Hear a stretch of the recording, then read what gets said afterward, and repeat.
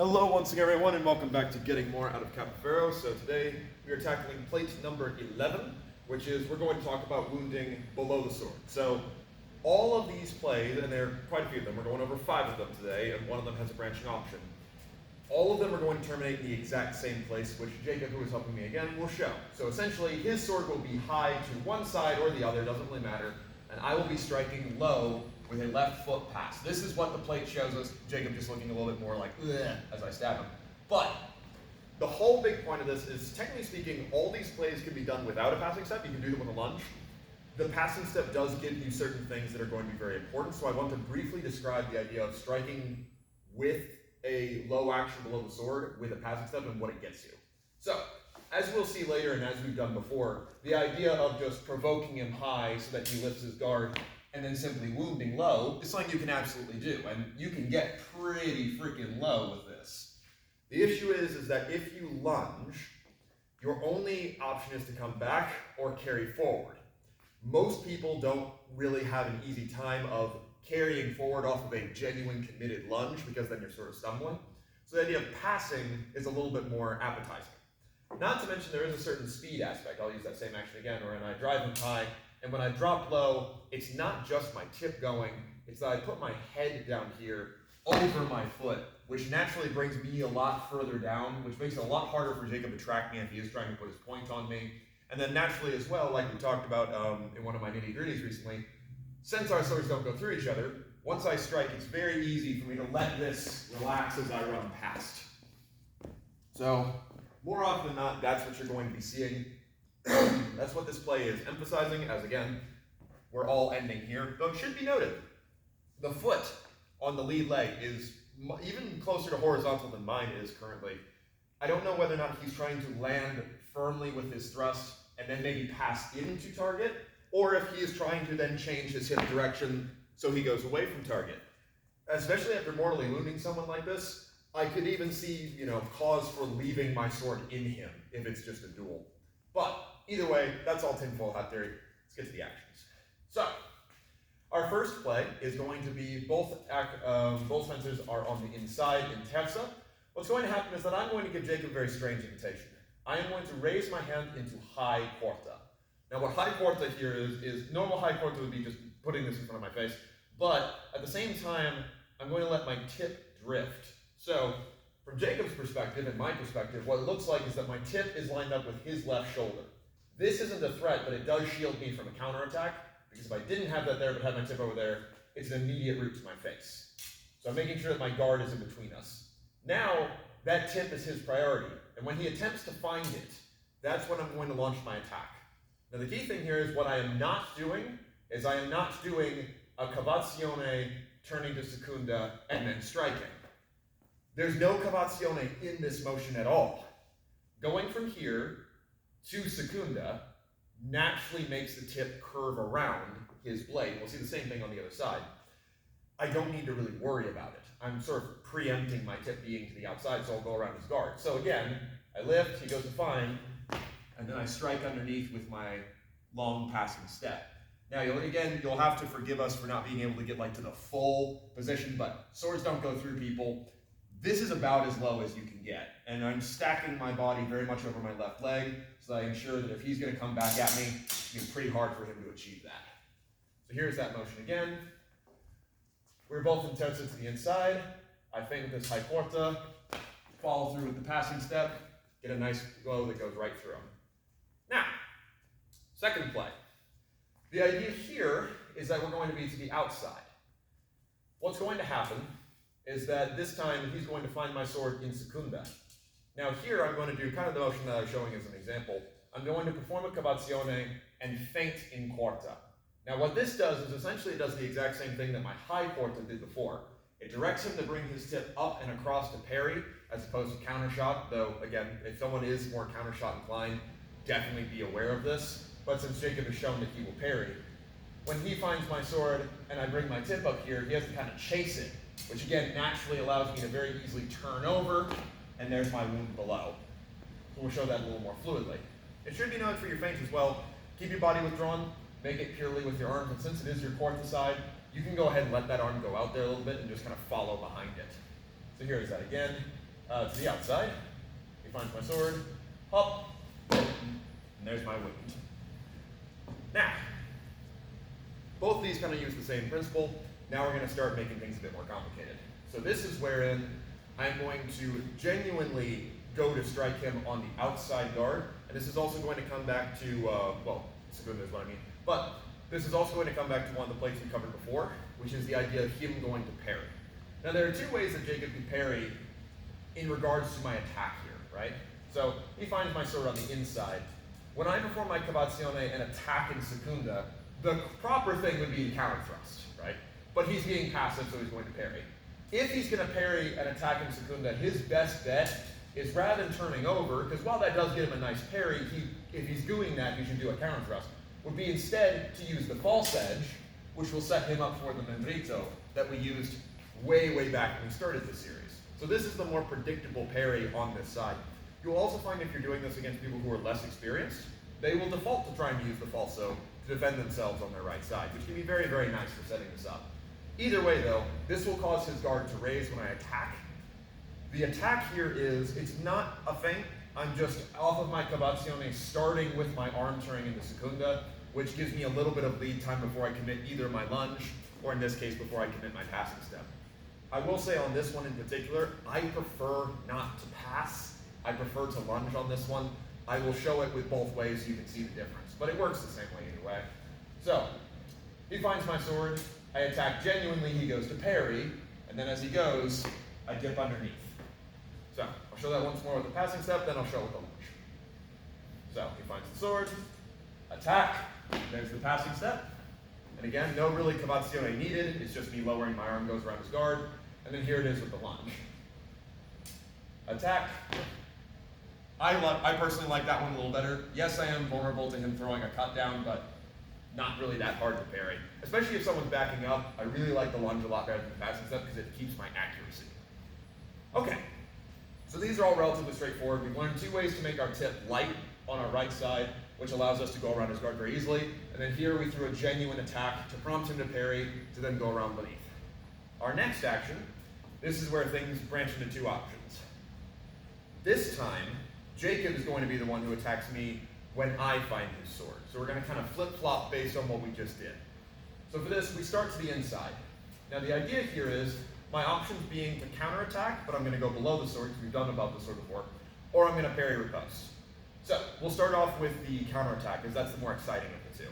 This is also the one that, kind of footwork-wise, if we're going off the theory that all of these plays end with me here, we might have to do some interesting things. So we'll be taking this one a little slow so I can show that. So, what happens is we're to the inside, but I find Jacob's sword in quarta. This prompts him to perform a cavazione and attack in Segunda with a lunge. This is what I'm going to deal with. Since my sword is already low, I'm not even going to bother trying to parry him. What I'm going to do is I'm going to turn into Segunda, and at that same time, lower my body. Now, what I'm not doing is I'm not ducking his sword directly. That will not work and just guarantees I get hit right in the forehead. What's happening is that I'm, as I turn my shoulders, putting my weight onto my left leg, even if I'm not passing, which from the camera's perspective doesn't look like all that much, but go ahead and continue your lunge, right? I'm out of the way by a decently significant margin. Now, with a fencing mask on, you'll obviously have to make this void a little bigger, but this down diagonal, throwing my head into the hole, as I said earlier, is actually an easier defense to do than you might think. The question really just comes down to, what footwork are we doing with it? The first option, and in my opinion, the superior option, is to do a rearward lunge. Kind of depends upon your personal balance, but I don't have a lot of difficulty with this personally. So the idea here would be, I'm going to find a sword when he attacks, I throw my back leg out, really torque my shoulder down into it. In fact, if I need to, I can go for the solta volta, but it's not required as I turn into Segunda. I'm pretty safe here. Second option is I'm going to do the same thing, but I'm going to do it a little more in place. Rather than doing a rearward lunge, I'm instead going to weight my body downward, slightly widen my stance as I do so. So it's almost more like I sort of sink in place as opposed to kick the lunge out. This one's good for in case you get caught mid-movement and aren't able to properly do a rearward lunge. So I'll show that again. So I find the sword, he goes for the attack. I essentially just widen my stance out, which allows me to achieve the same thing. I also particularly like doing this one with a dagger, because since I got my back leg a little more supported, I'm a bit safer. Third option, and fourth option, this involves me going forward. So, at our current distance, this is going to be a little tricksy, so I am going to kind of bring us a little bit back. This is mostly for Jacob's benefit, but this is particularly good if you're fighting someone who is taller, has a longer blade, or just really comes forward when they go at you from very far away. You who like to cliche, or alternatively, this is also good to use against people who do passing steps. Because since I know he's going to be turning his body, turning my body, so I'm able to line up against him is very useful. But for now, Jacob will just do the lunge. So, same exact situation. I find the sword, he goes to attack. I pass out to the side instead of forward. So all I'm doing is I'm just kicking my weight over. I'm still dropping below the sword as much as possible. But if, for the sake of argument, Jacob were other way around with his feet, go ahead. This would allow me to be able to track where he goes as he came forward. In fact, we'll go ahead and show that. Yep, just passing stuff with the attack, please. So I find the sword, he goes to attack. It's actually pretty easy to do. Now, fourth option would be to use a lunge going forward. This is only for the most extreme distance, and your lunge is not going to be terribly big. Really focus on bringing your torso downward and forward, because now your lunge is really, because you're putting your body forward, it's a lot harder to turn it sideways. I only recommend this for the most flexible of people, and or people who do a lot of Faber's forward stance, but don't fight from Faber's forward stance a lot. Basically, Jacob doesn't know that I can do this and stay there. So, same idea, I attack, he goes under, but this time, I did the wrong one, sorry, my bad. That was me dropping in place. I will lunge against him. Find the sword, here. And it's not a very big lunge, but it's all about that hinging forward and being able to torque your body. So that's all great. That's just one option. The other option, and arguably the safer one, is rather than voiding, I will instead parry. And in particular, there's some kind of unsung stuff that goes here. The recommendation is you can either parry in Secunda, or you can parry in Terza. I recommend that you parry in Terza. And the reason for that is that Secunda will threaten the same thing, and I'll go over it, but Terza really ties in with the theme we were doing before. So, since I'm going to parry in Terza, I'm going to use my false edge. I find the sword, he goes to attack, I parry upward. Now what Jacob, being a good fencer who's done these lessons before, knows is the next thing that's going to happen is I'm going to come down with a Mendrito. So his next action as he's recovering is going to be to try and defend his head. So I use that opportunity to wound him below the sword as I go. The reason that this is particularly nice is I actually wounded him in the upper chest there. If he catches on and tries to bring his guard back down or his tip back across, I have a lot of body that I can kind of chase down as I go. And I can even turn it back the other way. Not that you should end up needing to do that, just that it's a pretty good option because I hunt him this way. So we'll show that again. I find the sword, he attacks, I parry, he's expecting the Mendrito. Oh, there it is. Now, in regards to Secunda, it's the same idea, except this time you're threatening more of an imbrocata motion, so a thrust from prima.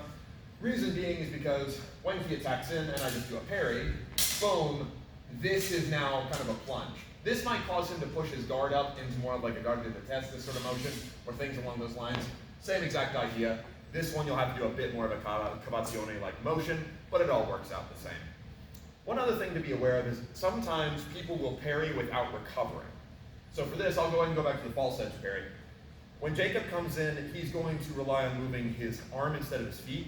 This makes the passing step even more worthwhile because of what I talked about earlier. I can track him laterally. So, I find the sword, Jacob attacks at me. I parry, but this time, in anticipation for the Benenti, he stays there. He just raises his guard, okay? Now, we're at enough distance that I could get my tip underneath, but it's hard for me to do that. So what can be better in this situation is to use that passing step to line yourself up with his body here.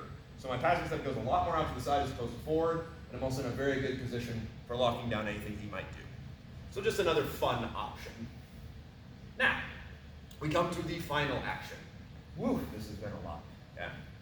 So for our final action, we're gonna go now to the idea of kind of a feint, kind of not. So what's gonna happen here is Jacob has shown me as someone he wants to keep the quarta line as much as possible. This is not uncommon in a lot of fencers, and this situation in particular will come up a lot in lefty versus righty, which at some point I will probably go through this series again just from that perspective because it's a really fun rabbit hole.